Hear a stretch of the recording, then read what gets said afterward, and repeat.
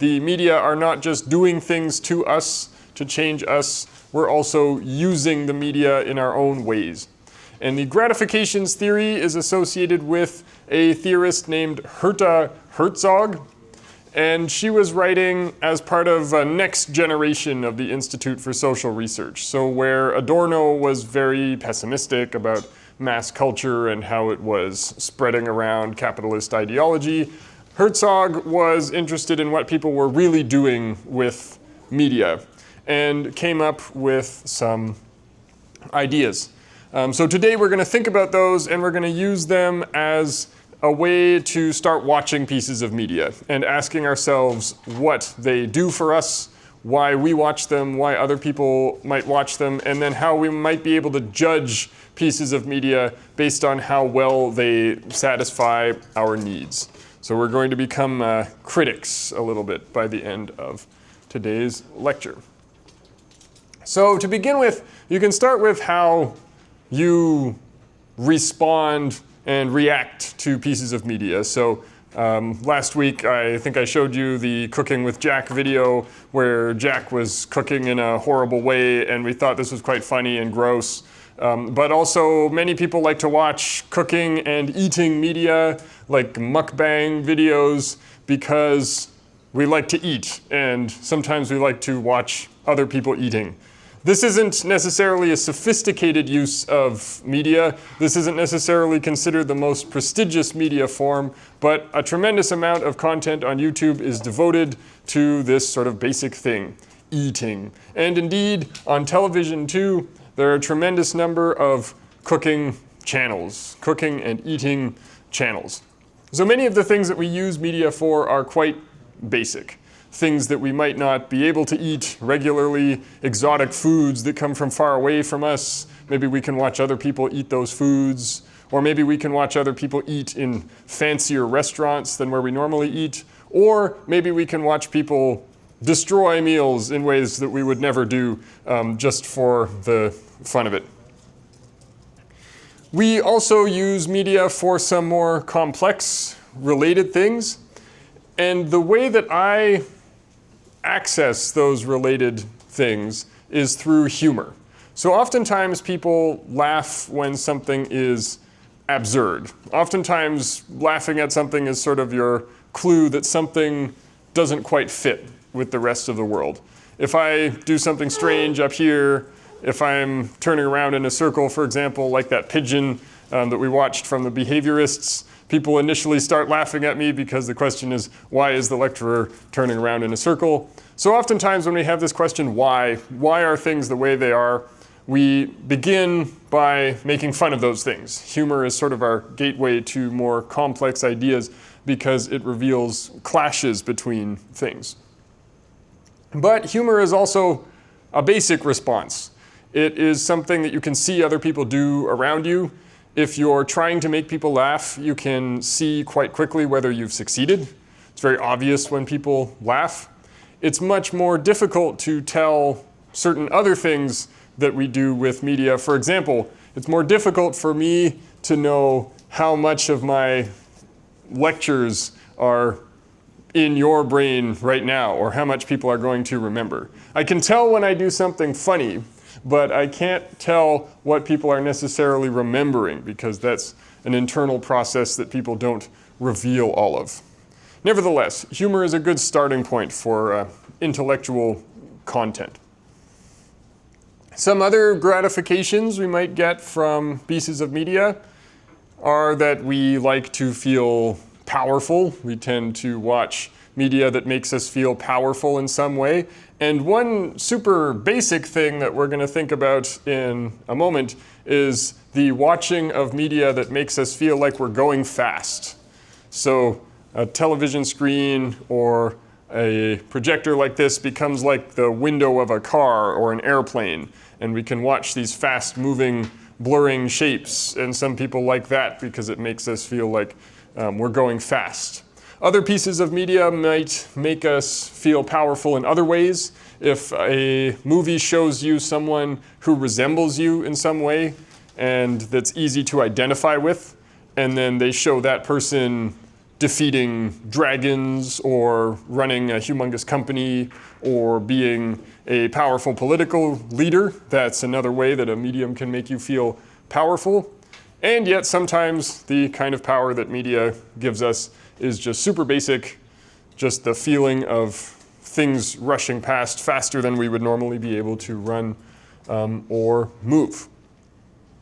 People obviously use media for connection, to extend ourselves through space so that we can connect with people far away, to close spatial distances. And Herzog has a more sophisticated way of thinking about that also that we will get to in a moment. The theory of media gratifications sort of started with a few basic types of gratifications in 1941 and then expanded from there as we kind of subcategorize the gratifications that media give us.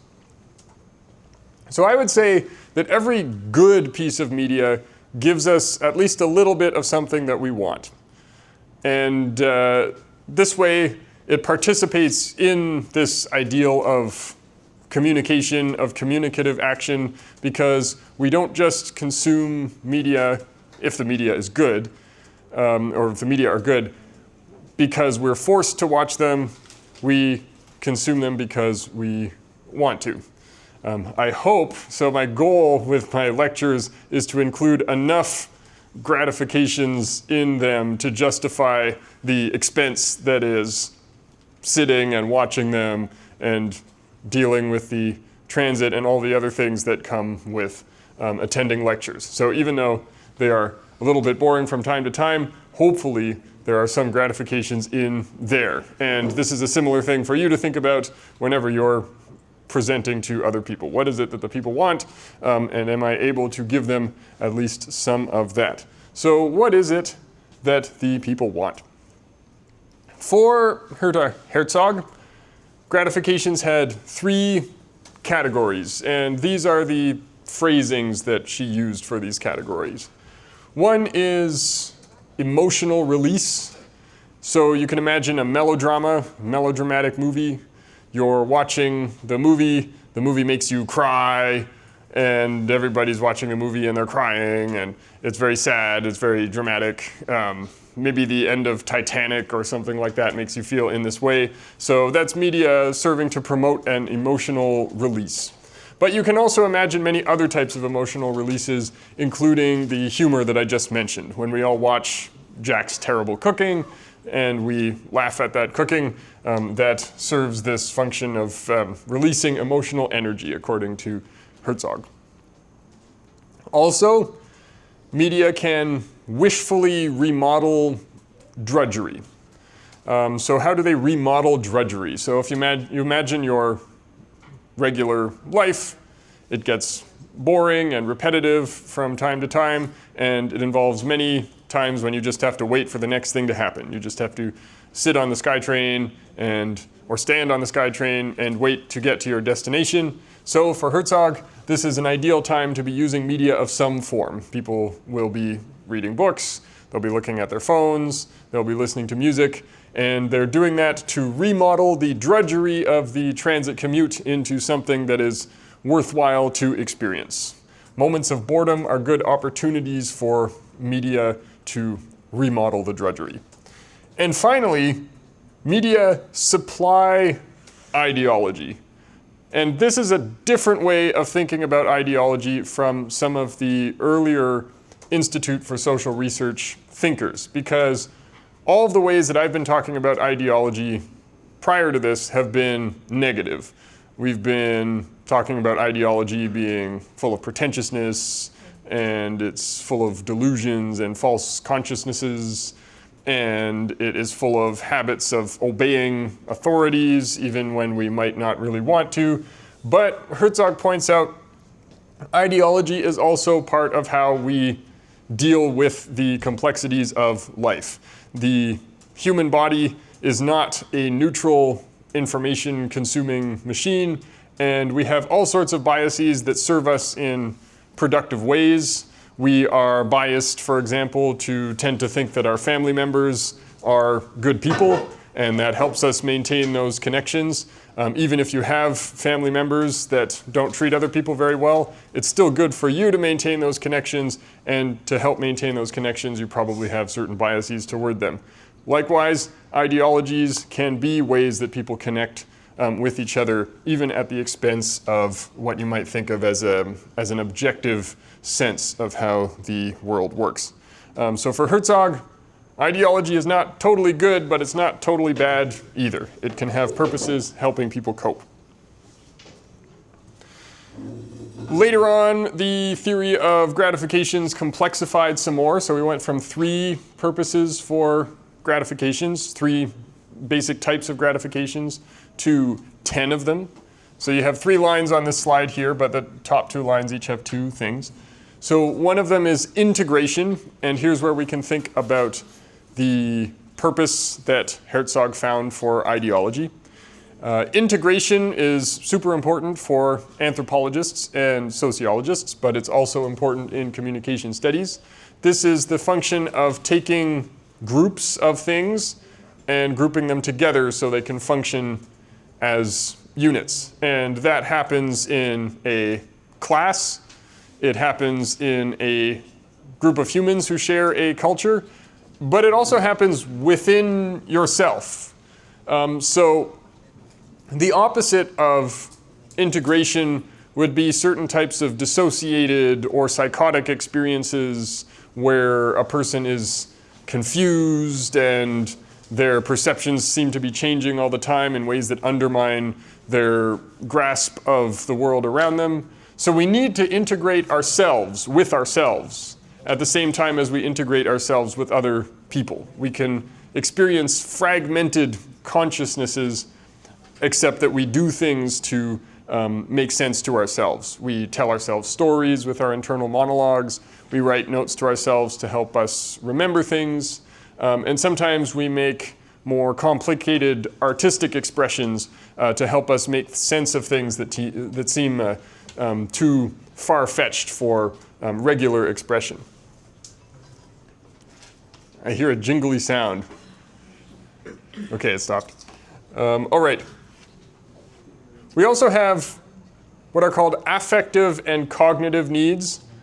Cognitive need would be, it's things that happen in your brain, your thoughts, your ideas, and probably the main reason why people are involved with this lecture now. The main reason why you would be taking notes now, looking things up right now, is to stimulate your brain so that you remember what's happening in the lecture, or maybe can connect it with other things, leading to improved grades in the course or improved education benefits. So these are cognitive needs. But also we have the emotional needs that Herzog was talking about. So they're not just emotional release. Media can serve many emotional needs for us. You can imagine people who are trying to calm themselves so they can go to sleep. Maybe you listen to soft music. Maybe you have a baby who is having problems sleeping and you play soft music at them in the hopes that they will go to sleep. Or in the opposite extreme, maybe you are an athlete and you're going to compete in a violent sport with other athletes. So you turn up the heavy metal, rock and roll, and you blast that music at yourself so that you're maximally energized, the opposite of asleep, to go and participate in the thing that you're going to do.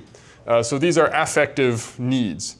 If you're super philosophically inclined, you might challenge this distinction. So where really is the difference between emotions and ideas?